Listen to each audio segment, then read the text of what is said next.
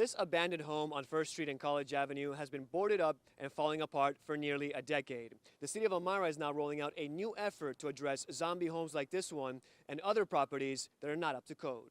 What we've coined this is City of Elmira's fight against blight. Standing in front of a decaying home that was built 154 years ago, Mayor Mandell announced the start of a new era in the city's fight on blight. Tonight's City Council meeting, we will consider a resolution focusing on our worst landlords. It is part of a much wider focus on the city's housing. The city says nearly 45% of homes in Elmira are occupied by renters. More than 3,000 households are considered low income. Nearly 1,500 households spend more than half of their income on rent. The city says renters often complain about poor and sometimes unsafe conditions. While landlords can request references and check credit scores, prospective tenants may know little about the landlord or property management company.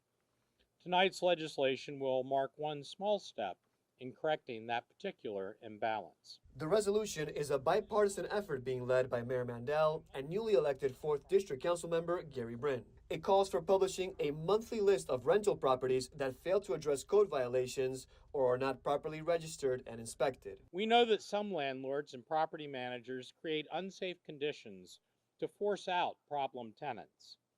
Don't do it. We are happy to work with landlords to address problem tenancy.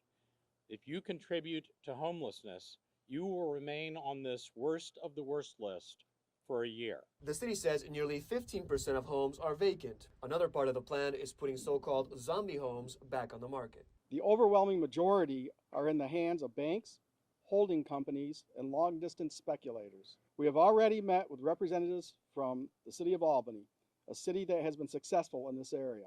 Dramatic increases in enforcement and penalties for neglected zombie homes have led to significant financial settlements. Our final focus area may be the most challenging. The third part of the plan calls for building new homes on empty lots or unused land. While we cannot reduce the material cost of construction, we can reduce expenses related to the approval process. We will pursue a series of approximately 6 different pre-approved designs that will fit the character of most Elmira neighborhoods.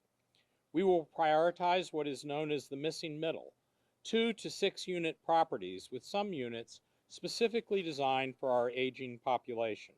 To read the full resolution and to watch the full press conference, we posted it on our website. That's mytwintiers.com. In Elmira, I'm Nick Grasso, 18 News.